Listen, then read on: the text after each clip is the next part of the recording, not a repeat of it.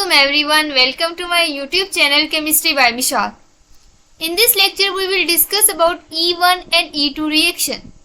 हमने 1-2 elimination reaction पिछले lecture के अंदर स्टार्ट किया हुआ था, जिसके अंदर मैंने आपको बताया था कि 1-2 एलिमिनेशन रिएक्शन ऐसा रिएक्शन होता है जिसके अंदर हमारे पास जो एलिमिनेशन होती है वो एडजेसेंट कार्बन से होती है.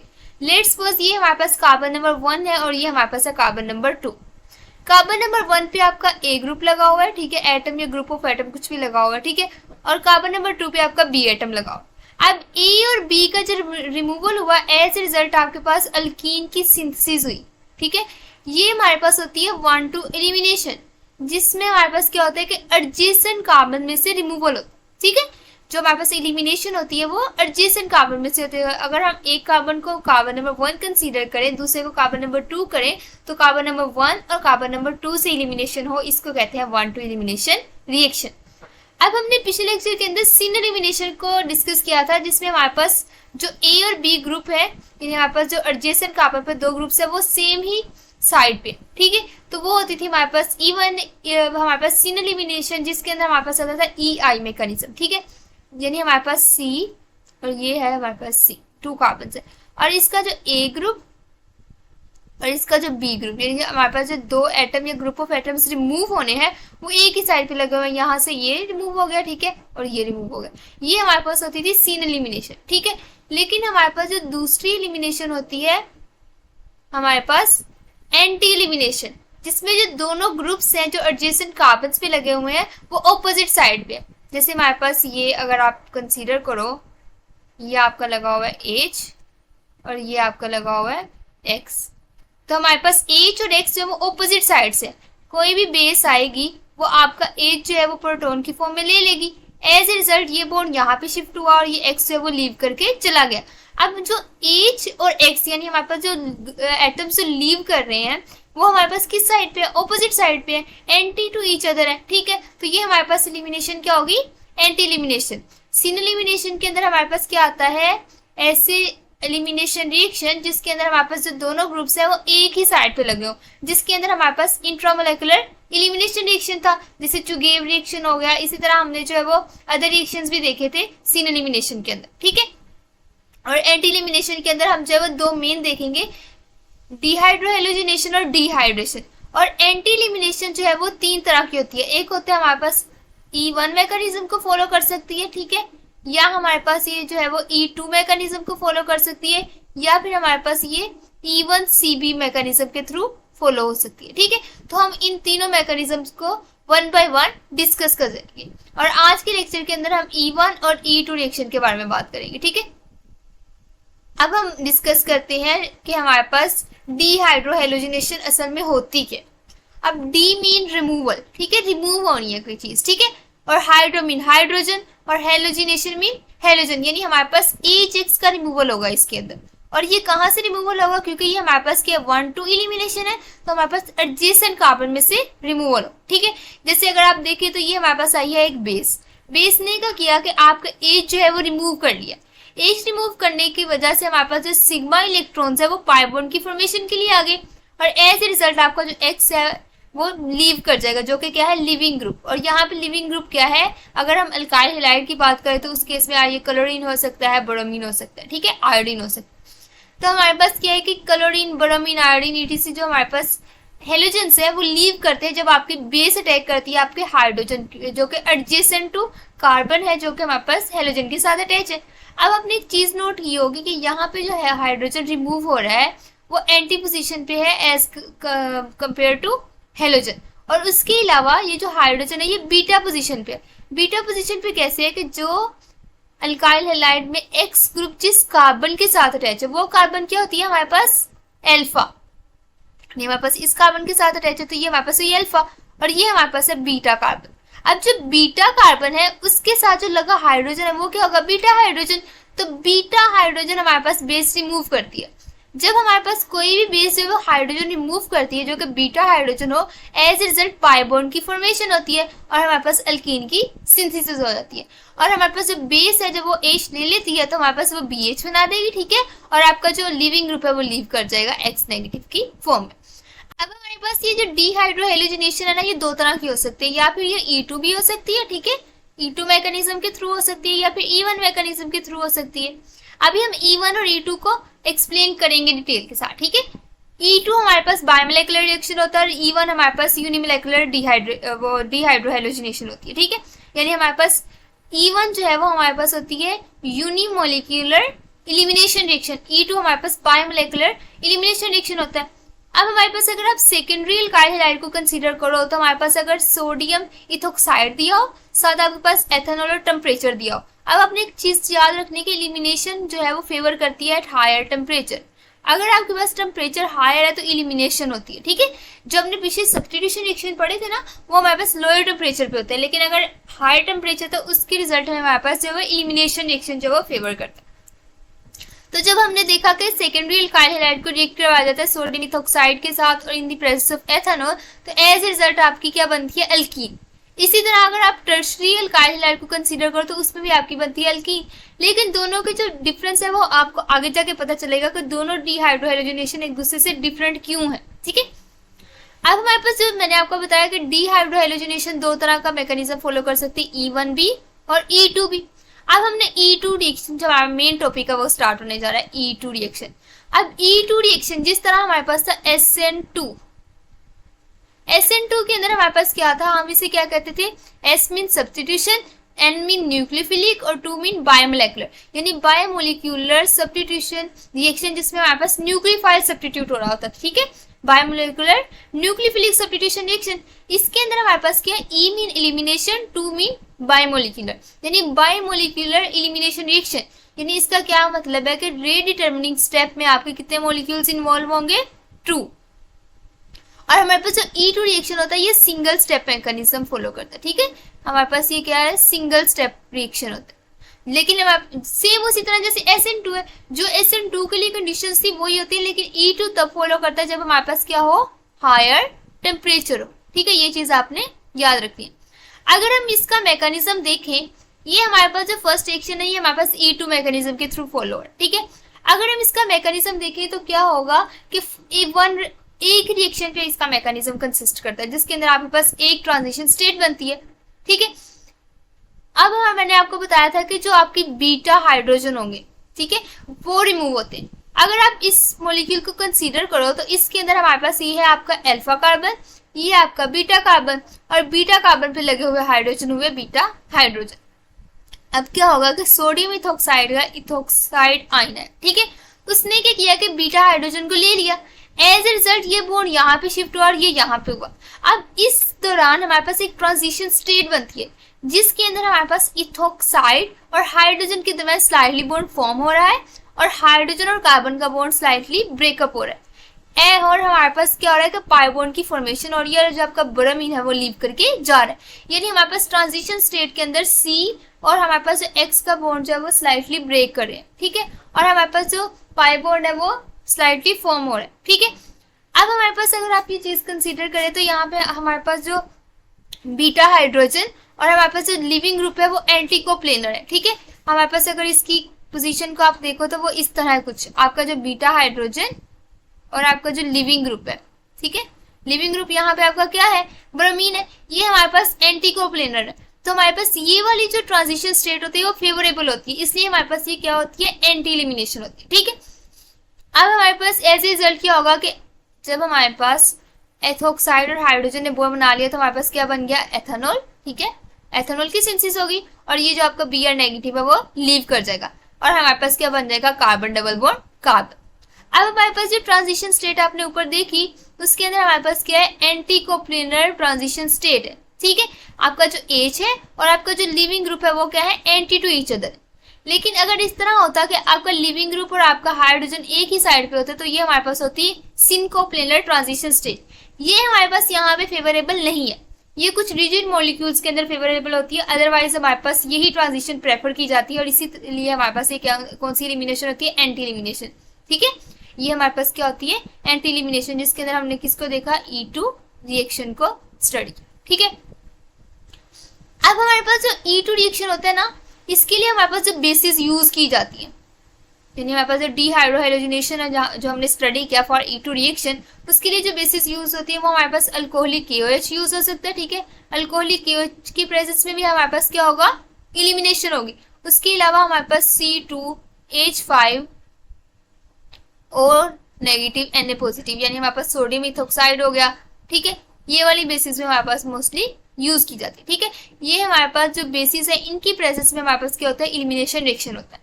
और हमारे पास साथ कौन सी कंडीशन होती है, टेम्परेचर। ठीक है, इसके अलावा हमारे पास पोटेशियम इथोक्साइड भी यूज हो सकता है। ठीक है, तो हमारे पास जो अल्कोहल्स हैं उनके जो है वो साल्ट्स जो है वो यूज होते हैं एज ए बेसिस। अगर आप इस रिएक्शन को देखो तो इसके अंदर हमारे पास ये वाला जो रिएक्शन था, इसके अंदर जो E2 मैकेनिज्म फॉलो हुआ था, इसके अंदर ये भी आपकी बीटा कार्बन है और ये भी आपकी बीटा कार्बन है। तो इसके हाइड्रोजन हुए बीटा हाइड्रोजन। अब ये हमारे पास दोनों तरफ से अगर आप बीटा हाइड्रोजन रिमूव करोगे तो यही प्रोडक्ट बनेगी हमेशा। ठीक है, 1 प्रोपीन ही बनेगी। लेकिन अगर आप ये वाला मॉलिक्यूल कंसीडर करो तो आपको पता चलेगा कि हमारे पास यहाँ पे ये आपकी अल्फा कार्बन, इसको थोड़ा दूसरे कलर से शो कर देती हूँ, ये आपकी अल्फा कार्बन, ये आपकी बीटा और ये भी आपकी बीटा। अब ये वाली जो बीटा कार्बन और ये वाली बीटा कार्बन, ये दोनों सेम नहीं है। दोनों पे जो लगे हाइड्रोजन सब वो होते हैं बीटा हाइड्रोजन। और जो दोनों बीटा हाइड्रोजन अगर आप रिमूव करो, ठीक है, तो डिफरेंट प्रोडक्ट बनेगी। अगर आप ये वाला यहाँ वाली कार्बन से अगर आप हाइड्रोजन रिमूव करो, ठीक है, तो एज ए रिजल्ट आपके पास क्या बनेगा, अगर मैं यहाँ पे इसको शो करूँ तो हमारे पास क्या बनेगा, ये प्रोडक्ट बनेगी। यानी अगर आपका यहाँ पे कोई हाइड्रोजन लगा हुआ है, ठीक है, तो ये हमारे पास इस हाइड्रोजन को ले लेगा, एज ए रिजल्ट ये बॉन्ड यहाँ पे शिफ्ट हो और ये ब्रोमीन लीव करके चला जाएगा। तो हमारे पास कुछ ये प्रोडक्ट बनेगी। ठीक है, लेकिन अगर ये हो कि हमारे पास क्या हो कि इस वाले कार्बन की बीटा हाइड्रोजन रिमूव हो, यानी जहाँ ये वाली जो हाइड्रोजन लगी हुई है ये रिमूव हो, यानी ये प्रोडक्ट बने। जब ये रिमूव होगी तो ये बॉन्ड यहाँ पे शिफ्ट हुआ और ब्रोमीन जो लीव करके चली, यानी हमारे पास कुछ यू प्रोडक्ट बनेगी। ठीक है, अब इन दोनों में से मेजर आपकी कौन सी होगी, सवाल ये उठता है। अगर आप इन दोनों प्रोडक्ट्स को देखो तो ये हमारे पास लेस सब्स्टिट्यूटेड प्रोडक्ट है। कैसे, अगर आप इसको देखें ध्यान से तो आपको पता चलेगा कि हमारे पास क्या है कि ये जो CH2 और ये CH2 बॉन्ड है, ठीक है, और हमारे पास क्या है कि इस अल्कीन में हमारे पास अल्फा हाइड्रोजन कितने हैं, 1, ठीक है, 1 अल्फा हाइड्रोजन है। तो इसमें हाइपर कॉन्जुगेशन की पॉसिबिलिटी कम है, तो ये हमारे पास लेस स्टेबल अल्कीन होती है। लेकिन अगर आप इसको कंसीडर करो तो इसमें ये भी 2 अल्फा हाइड्रोजन है, ये भी 2 अल्फा हाइड्रोजन और ये 3 अल्फा हाइड्रोजन है। ठीक है, 2 और 2 4 और 3 7, यानी हमारे पास यहाँ पे कितने अल्फा हाइड्रोजन है, 7 अल्फा हाइड्रोजन है। तो यहाँ पे क्या होगा, यहाँ पे हाइपर कॉन्जुगेशन ज्यादा होगी। एज ए रिजल्ट ये ज्यादा स्टेबल प्रोडक्ट है क्योंकि हमारे पास ये ज्यादा सब्स्टिट्यूटेड अल्कीन है। ठीक है, तो हमारे पास जो ज्यादा सब्स्टिट्यूटेड अल्कीन होती है, मोर सब्स्टिट्यूटेड अल्कीन होती है, वो हमारे पास हमेशा क्या होती है, मेजर। और किस केस में मेजर होती है, जब हमारे पास नॉन बल्की बेस हो। मैंने आपको जो यहाँ पे बेसिस बताई थी मैंने रेज कर दिया है आपको, जैसे सोडियम इथोक्साइड, पोटेशियम इथोक्साइड वगैरह बताया था। इसके साथ साथ हमारे पास ना कुछ बल्की बेसिस भी यूज होती है, जिसमें हमारे पास टर्शी ब्यूटोक्साइड यूज होता है। ठीक है, टर्शी ब्यूटोक्साइड, ठीक है, अगर हम इसका पोटेशियम साल्ट, ठीक है, तो ये भी हमारे पास बेस यूज होती है। ठीक है, ये बल्कि है। अब हमारे पास जो लेस सब्स्टिट्यूटेड प्रोडक्ट होती है इसको हम कहते हैं होफमैन प्रोडक्ट, और जो हमारे पास मोर सब्स्टिट्यूटेड प्रोडक्ट होती है वो होती है जेड-सेप प्रोडक्ट। ठीक है, इसके अलावा इसे हमारे पास सेड-सेप प्रोडक्ट भी कहते हैं। ठीक है, तो हमारे पास ये वाली जो प्रोडक्ट होती है वो हमेशा मेजर होती है और ये आपका होती है माइनर, जब हमारे पास सोडियम इथोक्साइड या नॉन बल्की बेस यूज की जाए। ठीक है, लेकिन अगर आप इसकी जगह यूज करते हैं टर्शी ब्यूटोक्साइड, तो टर्शी ब्यूटोक्साइड हमारे पास क्या होती है, बल्की बेस। अब अगर आप इन दोनों को कंपेयर करो तो आपको एक चीज पता चलेगी कि हमारे पास जो बल्की बेस होती है, जाहिर बात है उसका जो एरिया वो जो ज्यादा ऑक्युपाई करती है, तो क्या उसके लिए ये वाला हाइड्रोजन जो यहाँ से टर्मिनल वाली साइड से हाइड्रोजन रिमूव करना आसान है या इस वाली पोजीशन से? तो आपको क्या लगता है, हमेशा वो कहाँ से हाइड्रोजन प्रेफरेबली पकड़ सकेगी, यहाँ से। तो एज ए रिजल्ट ये बॉन्ड यहाँ पे शिफ्ट और ये ब्रोमीन निकल गया। तो इस केस में आपके पास 2 प्रोडक्ट्स बन सकती है, एक आपके पास ये प्रोडक्ट बन सकती है, ठीक है, या फिर आपके पास क्या प्रोडक्ट बन सकती है, अगर हमारे पास जो है वो रिमूव हो आपका हाइड्रोजन यहाँ से इस वाली पोजीशन से, तो हमारे पास ये वाला बॉन्ड यहाँ पे शिफ्ट हुआ और ये जो आपकी ब्रोमीन है वो लीव करके चलेगी, यानी हमारे पास कुछ ये प्रोडक्ट बनेगी। ठीक है, अब ये आपकी मोर सब्स्टिट्यूटेड प्रोडक्ट है और ये आपकी लेस सब्स्टिट्यूटेड प्रोडक्ट है, अल्कीन है। लेकिन आपने एक चीज याद रखनी है कि जब हमारे पास बल्की बेस हो तो बल्की बेस के लिए कहाँ से प्रोटॉन निकालना आसान है, हमारे पास जहां से लेस हिंड्रेंस हो तो वो यहाँ से प्रोटॉन निकालना वो प्रेफर करेगी, ठीक है। एज ए रिजल्ट आपकी जो मेजर है वो ये होगी, और ये हमारे पास होफमैन प्रोडक्ट जो है वो आपका क्या होगी, मेजर प्रोडक्ट होगी, ठीक है। तो हमारे पास जब बल्की बेस यूज होगी तब आपके पास होफमैन प्रोडक्ट जो है वो मेजर होगी, अदरवाइज हमारे पास कौन सी प्रोडक्ट मेजर होगी, जो हमारे पास मोर सब्स्टिट्यूटेड अल्कीन होगी। तो ये चीज भी आपने याद रखनी है, ठीक है। जब हमारे पास बल्की बेस यानी टर्शियरी ब्यूटोक्साइड हो तो आपके पास जो है वो लेस सब्स्टिट्यूटेड प्रोडक्ट जो है मेजर होगी, और अगर आपके पास सोडियम इथोक्साइड वगैरह यूज हो तो तब हमारे पास कौन सी मेजर होगी, मोर सब्स्टिट्यूटेड वाली। यानी इस केस में हमारे पास जो मेजर है वो कौन सी प्रोडक्ट होगी, अगर मैं इसका मेजर बनाना चाहूँ तो हमारे पास ये वाली इसकी मेजर होगी, ठीक है, प्रोडक्ट। और इस केस में हमारे पास मेजर क्या होगी, ये, ठीक है। या फिर इसको इस तरह भी शो कर सकते हो, या फिर आप इधर से भी अपना डबल बॉन्ड जो है वो बना सकते हो, ठीक है। तो ये हमारे पास मेजर प्रोडक्ट हो। अब अगर आप इस रिएक्शन को देखो तो इसके अंदर भी हमारे पास क्या है, आपका जो Br है और जो आपका H है वो दोनों हमारे पास क्या है, एक दूसरे की एंटी पोजीशन पे है, एक वेज पे और दूसरा डैश पे, ठीक है। अब यहाँ पे जब आपका सोडियम इथोक्साइड एक्सपोज आया, ठीक है, उसका जो इथोक्साइड आयन है वो क्या करेगा, प्रोटॉन पे अटैक करेगा हाइड्रोजन पे। एज ए रिजल्ट ये बॉन्ड यहाँ पे शिफ्ट हुआ और जो ब्रोमीन है वो लीव करके चला जाएगा, ठीक है। और हमारे पास किसकी सिंथेसिस हो जाएगी, अल्कीन की। लेकिन अगर आपने एक चीज याद रखनी कि अगर कुछ यूं होता, फिर इसका देखिए, कुछ यूं होता कि आपके पास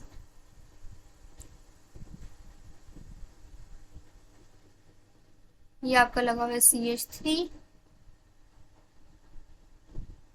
और वेज पे लगा होता आपका हाइड्रोजन और वेज पे लगा होता आपका बर्फ।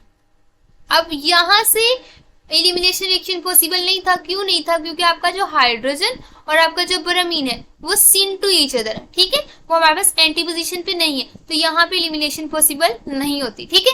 तो हमारे पास जब ये हो कि हाइड्रोजन और ब्रोमीन दोनों हमारे पास एंटी पे हो तो तब हमारे पास एलिमिनेशन पॉसिबल होती है। तो ये चीज आपने याद रखनी है कि E2 मैकेनिज्म के अंदर हमारे पास जो ट्रांजिशन स्टेट होती है वो एंटी कोप्लेनर जो है प्रेफर्ड की जाती है, ठीक है। इसलिए हमारे पास अगर टू ग्रुप जो हमने रिमूव करने हैं वो एंटी पोजिशन पे होंगे with respect to each other, तब हमारे पास एलिमिनेशन होगी, अदरवाइज नहीं होगी। और दूसरा अपनी चीज याद रखनी है कि हमारे पास जब भी 1-2 एलिमिनेशन यानी डीहाइड्रोहेलोजिनेशन आप करवा रहे हो, हेलोजिनेशन के केस में, तो जब हमारे पास नॉन बल्की बेस होगी तो आपके पास मोर सब्स्टिट्यूटेड प्रोडक्ट जो है मेजर बनेगी, यानी आपके पास जो जेड से प्रोडक्ट है वो आपके पास मेजर होगी। अगर आपके पास जो है वो बल्कियर बेस होगी तो उस केस में आपके पास कौन सी मेजर प्रोडक्ट बनेगी, लेस सब्स्टिट्यूटेड वाली, ठीक है। अब हम डिस्कस करते हैं E1 रिएक्शन को कि E1 रिएक्शन क्या होता है। E1 reaction is just like SN1 reaction, बस ये है कि हमारे पास यहाँ पे सब्स्टिट्यूशन होती है SN1 के अंदर, लेकिन इसके अंदर क्या होता है, एलिमिनेशन रिएक्शन होता है। अब E1 रिएक्शन जो है उसमें हमारे पास नाम से इंडिकेट हो रहा है कि ये हमारे पास यूनिमोलिकुलर रिएक्शन होता है, यानी हमारे पास जो रे डिटर्मिनिंग स्टेप है उसके अंदर कितने मॉलिक्यूल्स इन्वॉल्व हो होते हैं, 1, ठीक है। तो इसके रे डिटर्मिनिंग स्टेप में 1 मॉलिक्यूल इन्वॉल्व होता है, जिस तरह हमारे पास SN1 की केस में था, ठीक है। तो हमारे पास जो है E1 रिएक्शन के अंदर 1 मॉलिक्यूल इन्वॉल्व होता है रे डिटर्मिनिंग स्टेप के अंदर। और हमारे पास ये जो है, जैसे हम यहाँ पे मैंने आपको टर्शियरी ब्यूटाइल अल्कोहल दिखाया, ठीक है, यहाँ पे इसकी डिहाइड्रेशन हो रही, ठीक है। तो इसके केस में हमारे पास क्या होता है, अल्कीन की सिंथेसिस होती है। अब अगर आप E1 रिएक्शन की बात करो तो डीहाइड्रोहेलोजिनेशन भी हम आगे डिस्कस करते हैं कि वो E1 मैकेनिज्म कैसे फॉलो करती है यहाँ पे, लेकिन इसकी जो मेजर हमारे पास आता है ना रिएक्शन E1 के केस में, वो हमारे पास डिहाइड्रेशन ऑफ अल्कोहल होती है, ठीक है, जिसके अंदर हमारे पास टर्शियरी ब्यूटाइल अल्कोहल को जब हम ट्रीट करवाते हैं with 20% H2SO4 and higher temperature, तो हमारे पास अल्कीन की सिंथेसिस होती है। E1 रिएक्शन में हमारे पास डिहाइड्रेशन ऑफ अल्कोहल और इसके साथ साथ आपके पास क्या चीज आती है, डिहाइड्रोहेलोजिनेशन, ठीक है। और हमारे पास जो है वो E1 मैकेनिज्म फॉलो करता है, ठीक है। अब अगर आप टर्शियरी ब्यूटाइल अल्कोहल को कंसीडर करो तो क्या होता है कि हमारे पास H और ये हमारे पास OH, ठीक है, ये हमारे पास अल्फा कार्बन पे लगा हुआ। और जो बीटा कार्बन है उसमें से आपका रिमूव होता है हाइड्रोजन, ठीक है। तो हमारे पास क्या होता है, बीटा कार्बन से आपका हाइड्रोजन और अल्फा से आपका OH, यानी हमारे पास जब वो वाटर की फॉर्म में आपका OH और H है वो रिमूव हो जाते हैं। तो ये हमारे पास क्या हुई, क्योंकि वाटर का रिमूवल हो रहा था, हमारे पास ये हुई डिहाइड्रेशन। अब इसका हम मैकेनिज्म देख लेते हैं। जिस तरह SN1 के अंदर फर्स्ट स्टेप के अंदर आप क्या करते हो, कार्बोकेटाइन की जनरेशन करते हो, सेम इसी तरह हमारे पास जो E1 रिएक्शन है उसके अंदर भी क्या होगा, सबसे पहले कार्बोकेटाइन की जनरेशन होगी, ठीक है। अगर हम स्टेप 1 देखें तो OH, हम आपको पता है कि हमारे पास क्या होता है, बैड लिविंग ग्रुप। तो पहले तो इसे अच्छे लिविंग ग्रुप पे चेंज करना है। अब आप जो है वो एसिड की प्रेजेंस में ये रिएक्शन कर रहे हो, तो सबसे पहले स्टेप में क्या होगा कि हमारे पास OH की प्रोटोनेशन होगी बाय एसिड, ठीक है। लेट्स सपोज H2SO4 है, ठीक है, H2SO4 है, तो वो हमारे पास क्या करेगा, H2SO4 जो है वो हमारे पास एक प्रोटॉन दे देगा। या फिर हमारे पास एक्वस H2SO4 है, तो एक्वस H2SO4 के अंदर हमारे पास क्या प्रेजेंट होगा, H3O पॉजिटिव, क्योंकि H2 ने क्या लिया, H2SO4 से हाइड्रोजन ले लिया, ठीक है। तो H3O पॉजिटिव क्या करेगा, OH की प्रोटोनेशन करेगा। एज रिजल्ट आपके पास प्रोटोनेटेड अल्कोहल बनेगा और ये जो बॉन्ड है वो यहाँ पे शिफ्ट हो गया और साथ आपके पास वाटर की सिंथेसिस होगी। अब प्रोटोनेटेड अल्कोहल नहीं हमें चाहिए, हमें क्या चाहिए, कार्बोकेटाइन, और भी कौन सा, स्टेबलाइज, ठीक है। यानी हमारे पास जो टर्शरी कार्बोकेटाइन होता है वो होता है स्टेबलाइज। तो जो E1 रिएक्शन है उसमें सबसे ज्यादा रेट ऑफ रिएक्शन किसका होगा, टर्शरी का, देन हमारे पास होगा सेकेंडरी का, और लास्ट में हमारे पास होगा प्राइमरी का। सेम उसी तरह जैसे SN1 के केस में होता है, ठीक है। तो अब हम क्या करेंगे, कार्बोकेटाइन की जनरेशन करवाएं। अब कार्बोकेटाइन किस तरह जनरेट होगा कि हमारे पास जो H2O है ये हमारे पास होता है बहुत अच्छा लिविंग ग्रुप, तो ये इजीली लीव कर जाता है। उसके अलावा हमारे पास यहाँ पे जो कार्बोकेटाइन है टर्शरी ब्यूटाइल अल्कोहल के केस में ये हमारे पास स्टेबलाइज होता है, टर्शरी हमारे पास कार्बोकेटाइन होता है, इसलिए हाइपर कॉन्जुगेशन के थ्रू ये स्टेबलाइज होता है। और साथ हमारे पास क्या बन जाता है, वाटर, क्योंकि वाटर लीव कर गया। नेक्स्ट स्टेप में क्या होता है कि आपका जो कार्बोकेटाइन है इसके ऊपर अटैक करता है आपका वाटर मॉलिक्यूल, ठीक है। आपका जो सोलवेंट है वो अटैक करता है। अब जब सोलवेंट ने अटैक किया, SN1 के अंदर क्या होता था कि आपका जो सोलवेंट है वो एज ए न्यूक्लियोफाइल एक्ट करता था ऑन इलेक्ट्रोफिलिक सेंटर, लेकिन E1 के अंदर क्या होता है कि आपका जो सोलवेंट है वो अटैक करता है हाइड्रोजन के ऊपर, यानी बीटा हाइड्रोजन पे अटैक करता है। ये हमारे पास किसके तौर पे एक्ट कर रहा है, हमारे पास बेस के तौर पे एक्ट कर रहा है। इलिमिनेशन के अंदर हमारे पास solvent as a base act करेगा, SN1 के अंदर एज ए न्यूक्लियोफाइल एक्ट करेगा, और हमारे पास SN1 और E1 मैकेनिज्म होते हैं ना वो साइड टू साइड चलते हैं, ठीक है, साइड बाय साइड चलते हैं। हमारे पास क्या होता है, जहां पे SN, अगर हम बात करें E1 रिएक्शन की, तो जहां पे E1 रिएक्शन हो रहा है उसके साथ आपके पास कोई ना कोई आपकी SN1 की भी प्रोडक्ट बनेगी। ये वैसे मोस्टली देखा जाता है डिहाइड्रोहेलोजिनेशन के केस में कि जहां आपका E1 मैकेनिज्म फॉलो हो रहा है वहां आपका SN1 की तो प्रोडक्ट बनेगी, ठीक है। इसी तरह हमारे पास यहाँ पे अगर आप देखो तो वाटर आपका अटैक करेगा इस हाइड्रोजन पे, ठीक है। As a result beta hydrogen जो है अपने सिग्मा इलेक्ट्रॉन दे देगा इस कार्बन कार्बन सिंगल बॉन्ड को, और ऐसे result carbon carbon double bond की फॉर्मेशन हो जाएगी, तो 2 मिथाइल प्रोपीन बन गया और साथ आपके पास H3O पॉजिटिव रीजनरेट हो गया, यानी आपका जो एसिड है वो रीजनरेट हो गया। तो ये हमारे पास क्या हुआ, इलिमिनेशन रिएक्शन, जिसके अंदर आपने पहले कार्बोकेटाइन जनरेट किया जस्ट लाइक SN1, और आपके पास क्या हुआ, बाद में प्रोडक्ट की फॉर्मेशन होगी by removal of beta hydrogen. अब मैंने यहाँ पे आपको कार्बोकेटाइन की स्टेबिलिटी के बारे में जैसे पहले SN1 में बताया था, सेम इसी तरह यहाँ पे भी है कि आपका जो टर्शरी कार्बोकेटाइन है वो सबसे ज्यादा स्टेबल होगा, देन आपका सेकेंडरी, और लास्ट पे आपका आएगा प्राइमरी। तो उसी हिसाब से आपका रेट ऑफ रिएक्शन होगा, जैसे SN1 का रेट ऑफ रिएक्शन टर्शरी का ज्यादा था, इसी तरह E1 के केस में भी हमारे पास टर्शरी का जो वो है रेट ऑफ रिएक्शन है वो ज्यादा होगा। तो इस अगर हम इन तीनों के रेट को कंपेयर करें तो ये हमारे पास है टर्शियल को, इसका रेट ऑफ रिएक्शन सबसे ज्यादा होगा, ये हमारे पास सेकेंडरी इसका थोड़ा कम होगा, लास्ट में हमारे पास आएगी प्राइमरी अल्कोहल।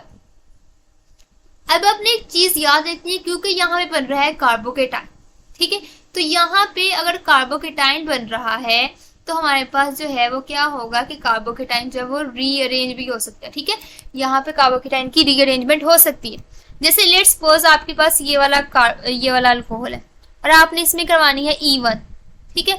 अब E1 हमारे पास जब फॉलो होगा, ठीक है, फर्स्ट स्टेप में आपकी क्या बनेगी, कार्बोकेटाइन। जैसे मैं यहाँ पे बताऊँ आपको, अगर इसका कार्बोकेटाइन हम जनरेट करवाना चाहते हैं तो कैसा बनेगा, ये आपका कार्बोकेटाइन बना, ठीक है, और ये आपका सबस्ट्रेट। ठीक है, अब ये जो आपका कार्बोकेटाइन है, यहाँ पे ये जो पॉजिटिव चार्ज है ये यहाँ पे इस कार्बन पे शिफ्ट कर सकता है 1 to हाइड्रोजन शिफ्ट की वजह से। एज ए रिजल्ट हमारे पास क्या बनेगा, ये बन जाएगा। यानी हमारे पास क्या होगा कि ये आपका हाइड्रोजन इधर अगर आपका जो कार्बोकेटाइन है वो ये टर्शियरी पोजीशन पे जनरेट होगा। अब हमारे पास यहाँ पे एक ये बीटा हाइड्रोजन है, एक ये बीटा हाइड्रोजन है और एक ये बीटा हाइड्रोजन है। तो किसी भी बीटा हाइड्रोजन से आपका जो रिमूवल हो सकता है और ऐसे रिजल्ट आपकी प्रोडक्ट बन सकती है। यानी हमारे पास जब कार्बोकेटाइन की बात होगी तो जिस तरह SN1 में रीअरेंजमेंट ऑफ कार्बोकेटाइन पॉसिबल है, इसी तरह E1 के अंदर भी रीअरेंजमेंट पॉसिबल है। अगर आप इस रिएक्शन को देखो तो इस रिएक्शन के अंदर अगर हम एलिमिनेशन करवाएं तो आपको पता चलेगा फर्स्ट स्टेप में तो क्या बनना है, कार्बोकेटाइन। अगर मैं इसका कार्बोकेटाइन जनरेट करवाना चाहूं तो कुछ ये वाला कार्बोकेटाइन बनेगा। ठीक है, हमारे पास यहाँ पे इसका कार्बोकेटाइन बन गया। अब ये लेकिन देखा गया कि अगर हम इसको कार्बोकेटाइन कंसीडर करें तो एक ये बीटा हाइड्रोजन और एक ही, सोचा ये था कि हमारे पास ये प्रोडक्ट बनेगी। ठीक है, लेकिन ये प्रोडक्ट नहीं बनी। क्यों नहीं बनी, क्योंकि यहाँ पे कार्बोकेटाइन की रीअरेंजमेंट हो सकती है। आपका 1 to मिथाइल अगर शिफ्ट हो तो ये वाला CH3 ग्रुप यहाँ शिफ्ट हो सकता है। यानी हमारे पास कुछ यूं हो सकता है कि ये वाला जो है वो यहाँ शिफ्ट हो जाए, एज ए रिजल्ट ये पॉजिटिव चार्ज इस कार्बन के ऊपर आ जाए। यानी 1 to मिथाइल शिफ्ट हुआ, यहाँ से जो आपका मिथाइल ग्रुप है ये शिफ्ट हो गया एडजेसेंट कार्बन पे। एज ए रिजल्ट यहाँ पे पॉजिटिव चार्ज क्रिएट हो गया और यहाँ पे आपका क्या बन गया, मिथाइल ग्रुप लग गया। नेक्स्ट स्टेप में हमारे पास क्या होगा कि अब हमारे पास ये आपकी बीटा हाइड्रोजन है। ठीक है, और आपकी ये वाली बीटा हाइड्रोजन है और यहाँ पे आपकी बीटा हाइड्रोजन है कार्बन के साथ लगी। तो अगर आप यहाँ से बीटा हाइड्रोजन रिमूव करो बाय सोडियम इथोक्साइड तो एज ए रिजल्ट आपके पास प्रोडक्ट क्या बनेगी, ये वाली। ठीक है, तो आपने सोचा ये था प्रोडक्ट कुछ यूं बनेगी, लेकिन वैसे भी ये प्रोडक्ट तो पॉसिबल ही नहीं है ना ये वाली, क्योंकि कार्बन की वैलेंसी डिस्टर्ब हो जाएगी। तो दूसरी पॉसिबिलिटी ये थी कि ये प्रोडक्ट बनती, लेकिन देखा ये गया कि ये वाली प्रोडक्ट बन रही है। वो क्यों बन रही है, क्योंकि यहाँ पे कार्बोकेटाइन की स्टेबिलिटी पॉसिबल है। इसी तरह अगर आप यहाँ पे देखो तो यहाँ पे हमारे पास प्रोडक्ट जो है वो कुछ यूं बनेगी कि अगर आप इसका हाइड्रोक्सिल ग्रुप निकाल दो फर्स्ट स्टेप के अंदर तो हमारे पास ये वाला कार्बोकेटाइन जो है वो जनरेट हो जाएगा। ठीक है, अब यहाँ पे 1 to हाइड्रोजन शिफ्ट हो सकता है। यानी हमारे पास ये जो हाइड्रोजन जब यहाँ जाएगा तो आपका कार्बोकेटाइन ये वाला क्रिएट हो जाएगा। ठीक है, तो हमारे पास कौन सी एल्कीन बन सकती है, ये वाली। जब बीटा हाइड्रोजन रिमूव किया जाए बाय सोडियम इथोक्साइड तो हमारे पास ये जो है वो ये प्रोडक्ट पॉसिबल है। तो ये वाली प्रोडक्ट बनेगी, ना कि ये वाली। मतलब ये हमारे पास सोचा ये था कि जस्ट ये वाली प्रोडक्ट बनेगी, लेकिन हमने ऑब्जर्व किया कि ये भी प्रोडक्ट साथ बन गए। और उसकी रीजन मैंने आपको बता दी। उसकी रीजन ये है कि हमारे पास क्या है, रीअरेंजमेंट ऑफ कार्बोकेटाइन पॉसिबल। इसी तरह हमारे पास डीहाइड्रोहेलोजिनेशन भी जो है वो E1 मैकेनिज्म फॉलो करती है, लेकिन साथ ही साथ हमारे पास क्या होता है, SN1 रिएक्शन भी हो सकता है। ठीक है, अब E1 हमारे पास कब होगा, जब हमारे पास हायर टेम्परेचर होगा। ठीक है, और उसके अलावा हमारे पास क्या होगा कि हमारे पास वीक बेस के केस में हमारे पास जो है वो E1 होता है। ये चीज आपने याद रखनी है। ठीक है, स्ट्रॉन्ग बेस के केस में हमारे पास होता है E2, क्योंकि E2 का जो रिएक्शन का जो रेट है अगर आप देखें तो हमारे पास E2 के डिटरमिनिंग स्टेप में कितने मॉलिक्यूल्स इन्वॉल्व है, 2। तो रेट ऑफ रिएक्शन हमारे पास किस किस पे डिपेंड करता है, आपके सबस्ट्रेट की कंसंट्रेशन पे भी डिपेंड करता है और दूसरा आपकी बेस पे भी डिपेंड करता है। यानी हमारे पास बेस की स्ट्रेंथ भी डिसाइड करती है कि रेट ऑफ रिएक्शन क्या होगा। लेकिन अगर E1 की बात करें तो उसके अंदर जो रेट ऑफ रिएक्शन है जस्ट डिपेंड करता है आपके सबस्ट्रेट पे, उसका कोई लेना देना नहीं है आपके बेस के साथ। ठीक है, तो हमारे पास SN1 के अंदर जैसे हमारे पास जस्ट सबस्ट्रेट पे डिपेंड करता है आपका रेट ऑफ रिएक्शन, E1 के अंदर भी वैसे ही होता है। ठीक है, तो वीक बेस से भी काम चल जाता है, क्योंकि हमारे पास E1 के केस में कार्बोकेटाइन की जनरेशन होती है। जब 80% C2H5OH लिया जाए और 20% वाटर लिया जाए तो एज ए रिजल्ट हमारे पास अगर इलिमिनेशन हो तो हमारे पास ये प्रोडक्ट बनती है, बीटा हाइड्रोजन जब रिमूव होती है बीटा कार्बन से। ठीक है, एज ए रिजल्ट हमारे पास जो है अल्कीन की सिंथेसिस हो जाती है। दूसरा ये हो सकता है कि हमारे पास जो C2H5O या फिर अटैच हो जाए हमारे पास एज ए न्यूक्लियोफाइल, या फिर आपका OH अटैच हो जाए। ठीक है, तो हमारे पास जो पॉसिबल प्रोडक्ट्स है वो SN1 के थ्रू भी है और E1 के थ्रू भी है। अगर टेम्परेचर बहुत ज्यादा हाई दिया हुआ था तब आपने कौन सी प्रोडक्ट बनानी है, E1। ठीक है, और हमारे पास मेजर होगी। अदरवाइज हमारे पास जैसे यहाँ पे 25 डिग्री सेल्सियस है तो उसके अंदर हमारे पास SN1 आपका मेजर है। अभी हम नेक्स्ट लेक्चर के अंदर डिस्कस करेंगे कब SN1 होगा, कब E1 होगा, कब SN2 और E2 होगा, आपको देख के कैसे पता चलेगा, उसके अंदर आपको ये पॉइंट ज्यादा क्लियर हो जाएंगे। ठीक है, इसमें भी सेम इसी तरह होगा। फर्स्ट स्टेप के अंदर हमारे पास फॉर्मेशन ऑफ कार्बोकेटाइन है, ठीक है, और हमारे पास जो क्लोरीन है वो लीव करेगी, और ये हमारे पास स्लोएस्ट स्टेप है, इसलिए हमारे पास ये होता है रेट डिटर्मिनिंग स्टेप। और रेट डिटर्मिनिंग स्टेप के अंदर हमारे पास एक ही मॉलिक्यूल इन्वॉल्व है, इसलिए हम इसे क्या कहते हैं, यूनिमोलिकुलर रिएक्शन यानी E1। अब हमारे पास नेक्स्ट स्टेप में आपका सोलवेंट अटैक करता है आपके बीटा हाइड्रोजन पे, एज ए रिजल्ट ये बॉन्ड यहाँ शिफ्ट किया और हमारे पास क्या बन गया, अल्कीन, और साथ आपके पास H3O पॉजिटिव की फॉर्मेशन होगी। तो ये था हमारे पास E1 रिएक्शन। अब आपने एक चीज इसमें याद रखनी है कि E2 रिएक्शन के अंदर हमारे पास रीअरेंजमेंट ऑफ कार्बोकेटाइन नहीं होती, और इसके अंदर हमारे पास रेट ऑफ रिएक्शन दो चीजों पे डिपेंड करता है, एक सबस्ट्रेट पे, दूसरा आपकी बेस की स्ट्रेंथ वगैरह पे। ठीक है, E1 रिएक्शन के अंदर ऐसा केस नहीं होता। E1 reaction is just like SN1। ठीक है, इसमें सारे पॉइंट्स ऑलमोस्ट वही होते हैं, लेकिन होता ही है कि इसके अंदर एलिमिनेशन होती है हायर टेम्परेचर। ठीक है, और हमारे पास यहाँ पे कार्बोकेटाइन की रीअरेंजमेंट पॉसिबल है, और डिहाइड्रेशन ऑफ अल्कोहल जो है वो मोस्टली स्टडी की जाती है हमारे पास E1 रिएक्शन के। ठीक है, ये था हमारा आज का lecture. Thanks for watching my video. अल्लाह हाफिज़।